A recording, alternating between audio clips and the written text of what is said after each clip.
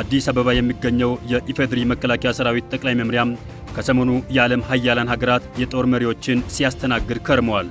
ሀያላን ሀገራቱ ትኩረታቸውን የሳቡት ጉዳዮችና ወታደራዊ መሪዎቻቸውን ወደ ሀገራችን የላኩባቸው ምክንያቶችም ኢትዮጵያ ሽብርተኝነትን በመዋጋትና በቀጠናው ሰላምና መረጋጋትን ለማረጋገጥ ያላት ቁርጠኝነትና ብሔራዊ ፍላጎቷን በሰላማዊ መንገድ ለማግኘት የምታደርገው ጥረት ተጠቃሾች ናቸው።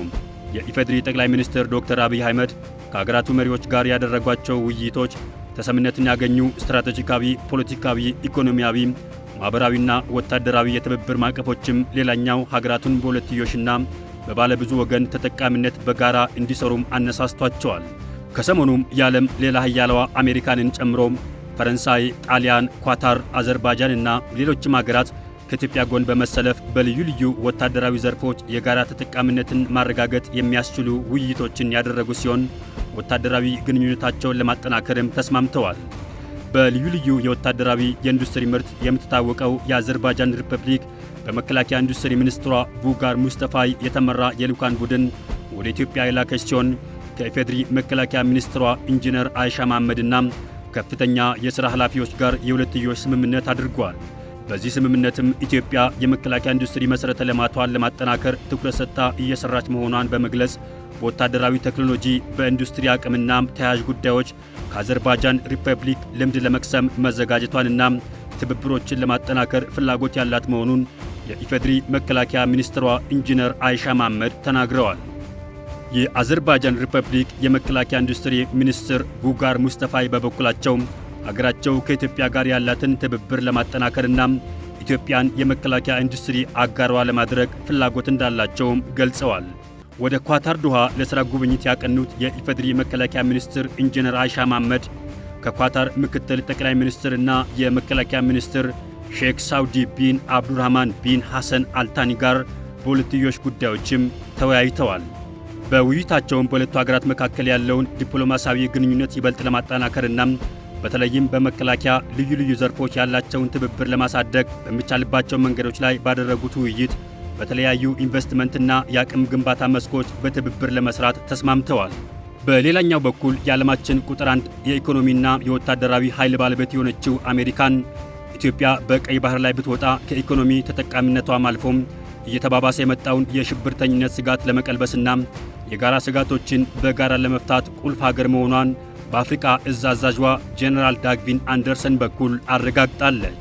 የእዝ አዛዧንና ልዑካን ቡድናቸውን ተቀብለው በሁለትዮሽ ጉዳይ የመከሩት የጦር ኃይሎች ጠቅላይ ኤታማዦር ሹም ፊልድ ማርሻል ብርሃኑ ጁላ የኢትዮጵያ የባህር በር መሻት ለሰላማዊና ኢኮኖሚዋን ለመገንባት መሆኑን አብራርተዋል።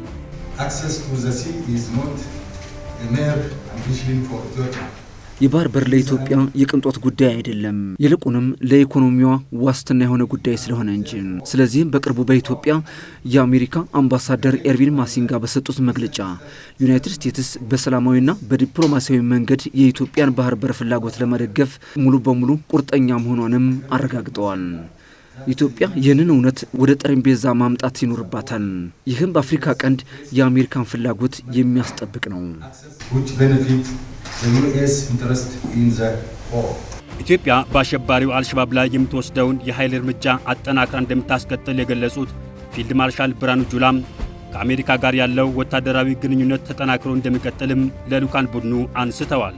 ኢትዮጵያ በሰላማዊ መንገድ የባህር በር ለማግኘት የምታደርገውን እንቅስቃሴ እንደሚደግፉ የገለጹት የአሜሪካ በአፍሪካ እዝ አዛዥ ጄኔራል ዳግቪን አንደርሰን በኢትዮጵያ በኩል ያሉ ፍላጎቶችንና በቀጠናው ሰላምን ለማረጋገጥ ስለያዘቻቸው ዕቅዶች ከዋሽንግተን ዲሲ ባለስልጣናት ጋር እንደሚነጋገሩም ነው የጠቆሙት። War is one of the most destabilizing things and is never good for economic growth.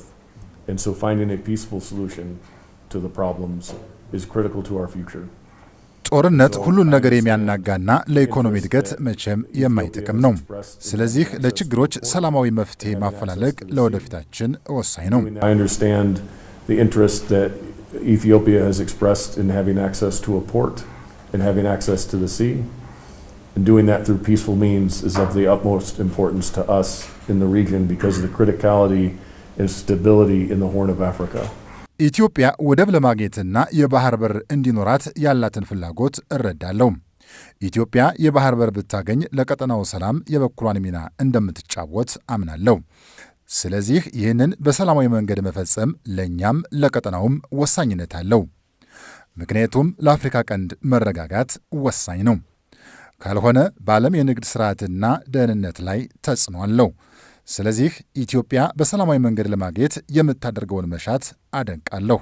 So I appreciate your comments of finding a peaceful path. ለበርካታ ዓመታት ያልተቋረጠ ወታደራዊ ግንኙነት ከኢትዮጵያ ጋር የነበራት ሌላኛዋ ሀገር ፈረንሳይ ወታደራዊ ትብብርን የበለጠ ለማጠናከር የሚያስችላትን ስምምነትም አድርጋለች። ከጠቅላይ ኤታማዦር ሹም ፊልድ ማርሻል ብርሃኑ ጁላን ጨምሮም ከመከላከያ ሰራዊቱ ጄኔራል መኮንኖች ጋር የተወያዩት የፈረንሳይ ምድር ኃይል አዛዥ ጄኔራል ፒየር ሺል ፈረንሳይ ለጋራ ተጠቃሚነት በወታደራዊ ቁሳቁስ ድጋፍ በሰው ኃይል ስልጠናና ያልተቆራረጠ ወታደራዊ ትብብር ለማድረግ ዝግጁ መሆኗንም አረጋግጠዋል። Ethiopia is a very big country, is a very big economic power, has a lot of population. So I think that Ethiopia must be able to be part of the international commercial lines and have the ability to have all the goods needed. And ኢትዮጵያ በጣም ትልቅ ሀገር ናት። በጣም ትልቅ የኢኮኖሚ ኃይልና ህዝብም አላት። ስለዚህ ኢትዮጵያ የምትፈልጋቸውን ዕቃዎች ገቢ ወጪ ማድረግ እንድትችል የዓለም አቀፍ የንግድ መስመሮች አካል መሆን አለባት። So of course France is supporting all the negotiations. ፈረንሳይ የሰላም ድርድሩን እየደገፈች ነው። የተባበሩት መንግስታትን ጨምሮ ብዙ ድርጅቶችንም በሐሳብ እየደገፈች ነው። Ethiopia is a big country, has a very powerful army, and we have a lot to learn from this army, and perhaps ኢትዮጵያ በጣም ትልቅ ሀገር ናት። በጣም ጠንካራ ጦርም አላት። ከዚህ ሰራዊት ብዙ የምንማራቸው ነገሮች አሉ። በትብብር ብዙ ተደጋግፈን የምንሰራቸው ነገሮችም ይኖራሉ። ኢትዮጵያ የቀጠናውን ደህንነት ለማስጠበቅ በቋሚነት እየተሳተፈች ነው። የኢትዮጵያ ተሳትፎ በጣም አስፈላጊ ነው።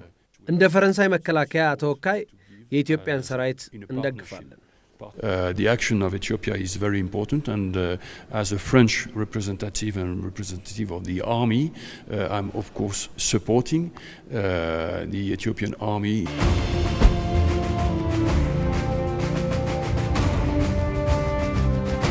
ጣሊያን በበኩሏም ከኢትዮጵያ ባህር ኃይል ጋር በትምህርትና ስልጠና አብሮ ለመስራት ዝግጁ መሆኗን አረጋግጣለች። የጣሊያን የባህር ኃይል ልዑካንን ተቀብለው ያነጋገሩት የኢትዮጵያ ባህር ኃይል አዛዥ ቫይስ አድሚራል ክንዱ ገዙም ከጣሊያን ጋር በባህር ኃይል ዘርፍ የሚኖረን ትብብር ተጠናክሮ ይቀጥላል ነው ያሉት። ሀገራቸው ከኢትዮጵያ ጋር ትብብሯን ለማጠናከር ትሰራለች ያሉት የጣሊያን የባህር ኃይል ልዑካን ቡድን መሪም ጣሊያን ከኢትዮጵያ ጎን መሆኗንም አረጋግጠዋል። እየተገኙ ያሉ የወታደራዊ ዲፕሎማሲ ድሎች ወደ ጦርነት የሚወስዱ ጉዳዮችን የማስቀረት ኃይል ያለው ትልቅ ድል መሆኑን የሚያነሱት የመከላከያ ውጭ ግንኙነትና ወታደራዊ ትብብር ዋና ዳይሬክቶሬት ዳይሬክተር ሜጀር ጀነራል ተሾመ ገመቹም ኢትዮጵያ በቀጠናው ተሰምነቷና ተጽዕኖ ፈጣሪነቷ እየጨመረ መምጣቱንም ይገልጻሉ።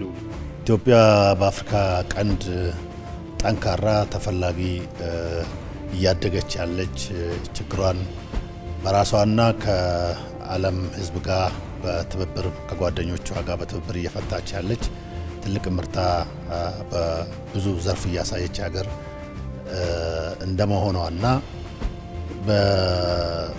በቀጠናውም ደግሞ ጠንካራ የሴኩሪቲ አፓራተስ ያላት ከሌሎች ጋር በትብብር የምትሰራ እንደገናም ደግሞ በአፍሪካ ቀንድ ያለውን ችግር እየፈታች ኢትዮጵያ በአንድ በኩል እዛም እዚህም የሚኖሩ የሴኩሪቲ ችግሮቿን በሚገባ እየፈታች በሌላ በኩል ደግሞ በኢኮኖሚ መስኩ በጣም እያደገች ያለች ዓለም እየመሰከረ ያለበት ደረጃ ከመሆኑ ጋር ተያይዘው እነሱም በአይን አይተው የተደነቁበት ሁኔታ ነው ያለው። ይሄ በእርግጥም የሚታይና እነሱም ደግሞ ይሄንን በማየታችን ደስ ብሎናል። ኢትዮጵያ እንደ ትልቅነቷ ከኢኮኖሚዋ እድገት አንጻር ከሰላምና ሌሎች ተያያዥ ጉዳዮች ጋር ተያይዞ የባህር በር ያስፈልጋታል። ተገቢ ነው፣ ፍትሃዊ ነው። ሀገራችን ደግሞ በዚህ ጉዳይ ላይ ጠንካራ የማገዝ አቋም የሰላሙን ሂደት የማገዝ አቋም የንግግሩንና የድርድሩን ሂደት የማገዝ አቋም አብስረዋል። ይሄ ለኛ ዓለም በምን ሁኔታ ውስጥ ያለውን ነገር እየተረዳ እንዳለ የሚያስረዳ ነው። ኢትዮጵያም ዓለም አቀፍ የኃይል አሰላለፍን ባገናዘበ መልኩም ከሀገራት ጋር የትብብር ማዕቀፎችን እየዘረጋች ሲሆን ይህም ለተያያዘችው የእድገት ጉዞ በር ከፋች ቁልፍ መሆኑ የተካሄዱ የሁለትዮሽ ውይይቶች አመላካች ናቸው።